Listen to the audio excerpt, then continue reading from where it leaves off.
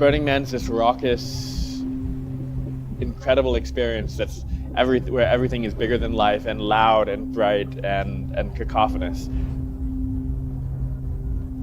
But it's also a city, and it has all of the needs of any city, including the need for a temple. So this is my fourth burn, and this is my first art project. I've never actually built anything out here before. It's really kind of a testament to the Burning Man organization that they would take such an incredible risk with a first-time artist. It wasn't so much that I chose it, it sort of chose me. Up till now, I've just been designing on a very small scale. So this is much bigger than anything I've ever done.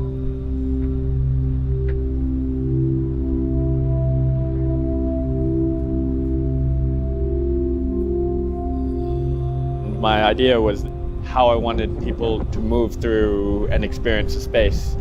You would go from something very immense to something very human in scale. The building would transform.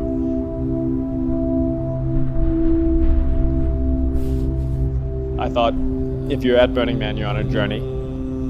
It would be interesting if the temple extended that journey.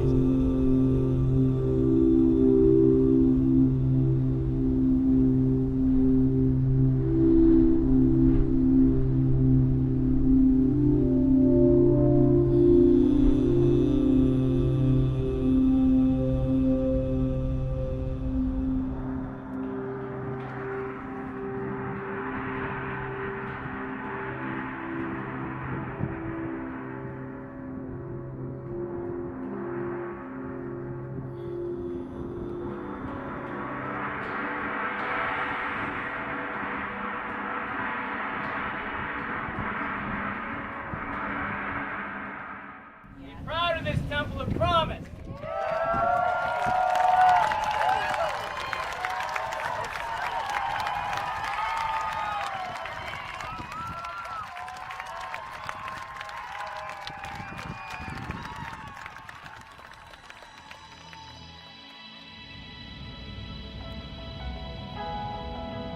As a community, we had police force, we had medical, we had porta potties, we had a cafe, we had a place for celebration. We didn't have a place for grief. So it became an automatic kind of the next public building that we should have in our city is a place for mourning and reflection. I prefer to heal maybe 3 or 4 generations of a family. That's not gonna ever fall out of fashion. That's not a collector's item. The idea of something being permanent, you make a piece of art and it's permanent, nothing. And in the beginning, we were asking, okay, what are you doing? But we realized we needed a different question. It was like, why are you doing it? Why are you building this temple?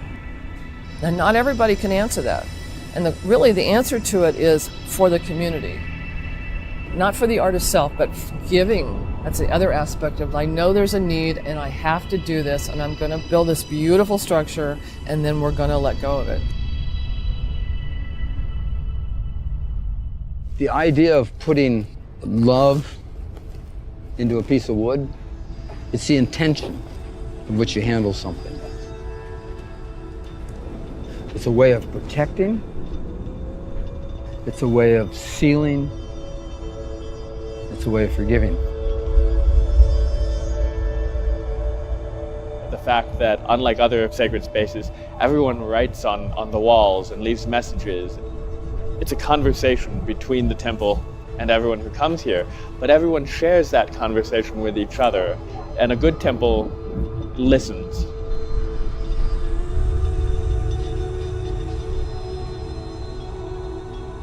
We created a building, a structure. The people who come here, we give it to them. They make it a temple.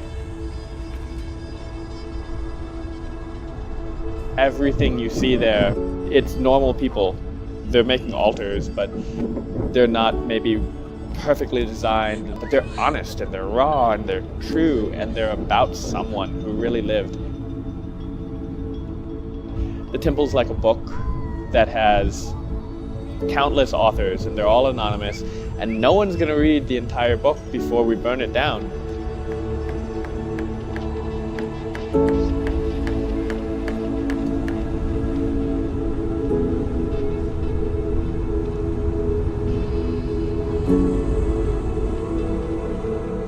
The thing that makes the temple work here is that people get exhausted.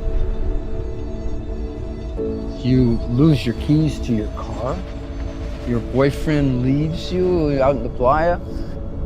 You've drank too much. You didn't take any water. The music's worn you out.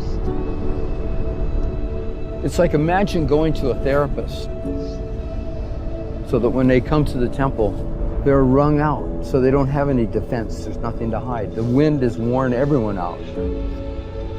Even the rich, if the dust storms come, it tires them too.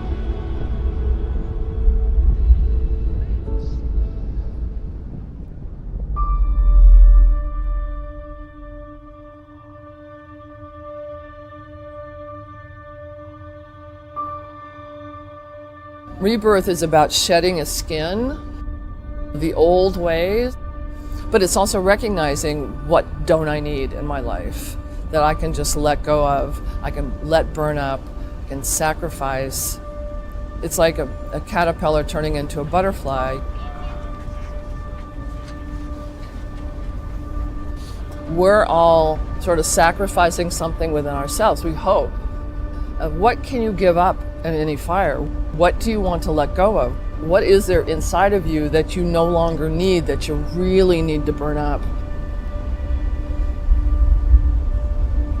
There's something there humans need to experience.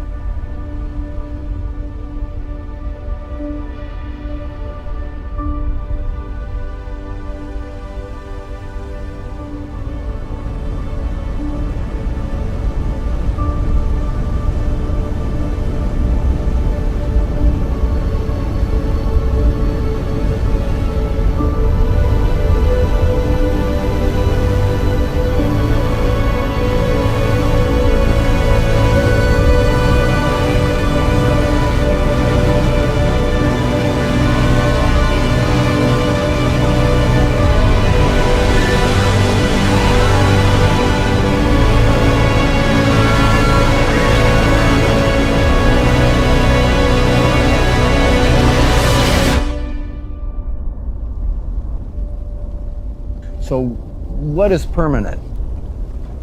A piece of art or forgiveness?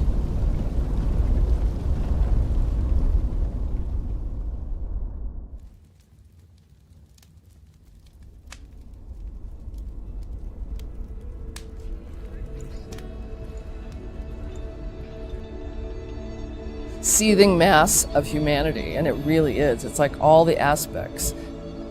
It's like we're seeding. It's like when you look at a fire and you see the ember clouds, it's almost as if the ember clouds are actually sending the prayers out into the world, and it's hard to tell where they're actually going to land, as if they're going to sprout something new. People are actually doing that as well. They come here and they get filled up with whatever they need, and they take it back home with them and they plant it.